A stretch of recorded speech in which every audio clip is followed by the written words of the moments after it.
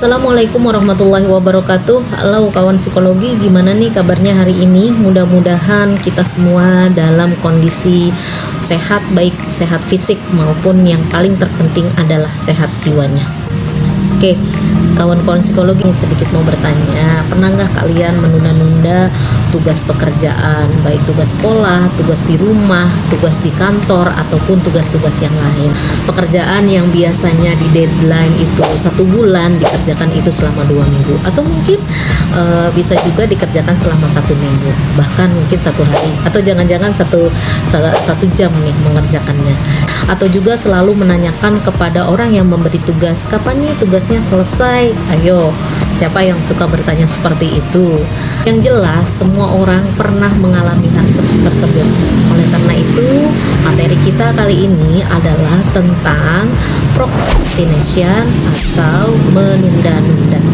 Tapi sebelumnya nih, ada baiknya saya mohon bantuannya untuk mengklik tombol subscribe yang belum subscribe, memberikan like dan komentar-komentar positif untuk kemajuan daripada channel kami ini. Terima kasih.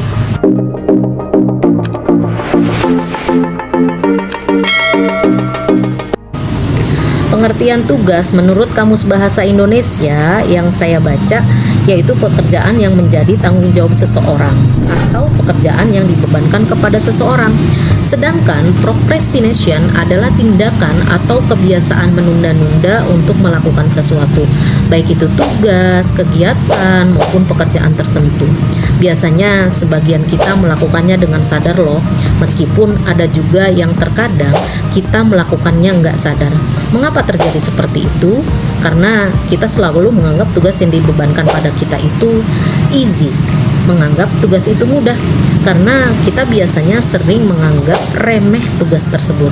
Ayo, kalau kita sudah menganggap hal seperti itu, menganggap remeh atau menganggap mudah tugas yang diberikan, sehingga kita mengerjakannya ditunda lagi, nanti dulu, nanti gitu ya. Berarti kita sudah termasuk orang yang procrastinator.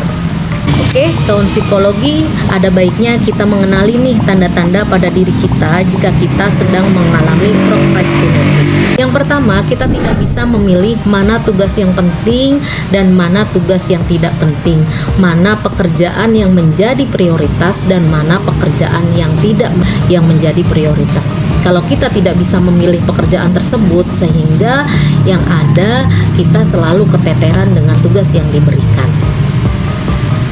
Tanda yang kedua yaitu merasa sibuk sepanjang waktu. Kok waktu cepat banget ya berlalu padahal belum ngapa-ngapain? Karena itu tadi, karena kita tidak bisa memprioritaskan tugas yang penting dan tugas yang tidak begitu penting. Yang ketiga yaitu merasa berat dengan tugas yang diberikan. Ketika tugas diberikan, jadi di otak kita itu merasa berat, merasa terbebani. Padahal ketika kita diberikan tugas, pastikan semuanya ada deadline waktu yang diberikan. Kalau kita bisa membagi waktu dengan tugas-tugas yang diberikan, insya Allah tugas tersebut akan selesai dengan waktu yang tepat. Yang keempat, tandanya adalah mudah terganggu dengan hal-hal yang tidak penting. Ya, jadi kita adalah gampang banget nih terganggu dengan hal-hal yang tidak penting.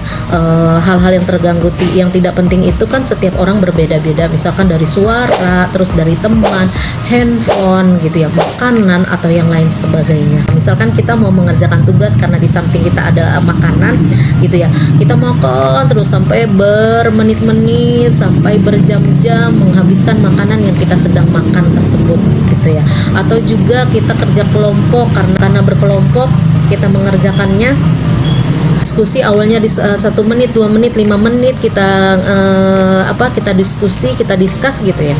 Tapi setelah itu kita ngomongin orang dan ngomong ngalor ngidul yang nggak jelas, sehingga tugas-tugasnya tidak selesai ya. Jadi hal-hal yang mengganggu itu kan berbeda-beda. Jadi kalau menurut kawan psikologi, hal-hal yang mengganggu itu membuat tugas kalian terbengkalai, tolong dihindari.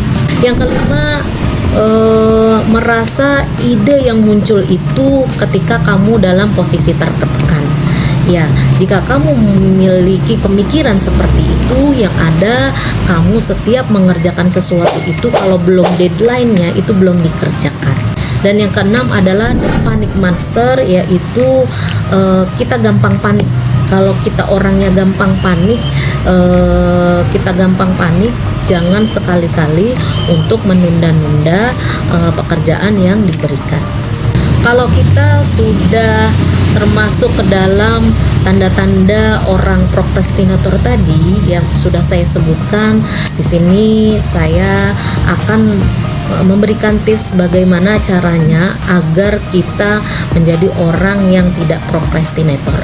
Ya, yang pertama itu adalah tipsnya membuat daftar tugas yang diberikan itu. Kita buatin daftar mana tugas-tugas atau pekerjaan-pekerjaan yang menjadi prioritas dan mana pekerjaan-pekerjaan yang tidak menjadi prioritas. Yang kedua, membuat jadwal setiap harinya. Ketika kita bangun tidur ataupun kita sebelum tidur, kita membuat jadwal bahwa esok hari itu kita mau ngapain, atau pagi hari ini ketika sholat subuh selesai bangun tidur, kita membuat jadwal bahwa satu hari ini kita melakukan aktivitas seperti apa. Buat jadwal setiap jamnya itu, dan lingkari dengan tinta merah kalau misalkan itu menjadi prioritas kalian. Jangan sampai ketika kalian sudah memberikan tinta merah tersebut bahwa tugas itu adalah prioritas, jangan sampai kegiatan tersebut tidak dilakukan. Ketiga, jika kalian merasa berat dengan tugas yang diberikan, maka kalian harus mencicil tugas-tugas yang diberikan tersebut. Biasanya tugas itu kan diberikan deadline waktu, kita perlu mencicil tugas tersebut. Ketika kalian mencicil, yang perlu kalian ingat adalah kalian tidak butuh sempurna. Kenapa saya bilang tidak butuh sempurna? Karena ketika kalian butuh sempurna itu akan menghabiskan waktu banyak. Jadi ketika kalian deadline-nya 1 minggu, hari pertama itu kalian sudah membuat rancangannya, nanti di hari kedua menyempurnakan lagi, di hari ketiga dan seterusnya, itu akan menyempurnakan tugas-tugas yang diberikan. Sehingga kalau sebelum deadline kalian sudah selesai, kalian bisa mengoreksinya terlebih dahulu, dan ketika ada kekurangan kalian bisa menyempurnakannya kembali. Keempat, hindari hal-hal yang mengganggu konsentrasi. Tadi saya udah bilang kalau kamu mudah banget orang yang gampang terganggu dengan hal-hal yang mengganggu konsentrasi kalian harus hindari. Kalau kalian terganggu dengan suara, kalian usahakan ketika kalian mengerjakan tugas itu tidak ada suara-suara, atau handphone harus dijauhi, makanan, teman atau yang lain sebagainya. Kalian yang tahu kira-kira kalian mudah terganggu itu oleh hal apa. Yang kelima, yang terakhir adalah tanamkan di dalam diri kalian, di dalam pikiran kalian itu, bahwa ketika kalian mengerjakan secara terburu-buru itu, maka hasilnya itu tidak maksimal dan itu adalah perbuatan setan. Jadi ketika kita mengerjakan secara terburu-buru, biasanya monster panik itu akan muncul. Ketika kita sudah panik, yang ada kita mengerjakannya itu asal dan hasilnya itu tidak maksimal. Mungkin hanya itu yang saya bisa sampaikan tentang prokrastinasi. Mudah-mudahan bermanfaat buat kawan-kawan psikologi. Dari saya cukup sekian. Wabillahi taufiq wal hidayah. Wassalamualaikum warahmatullahi wabarakatuh.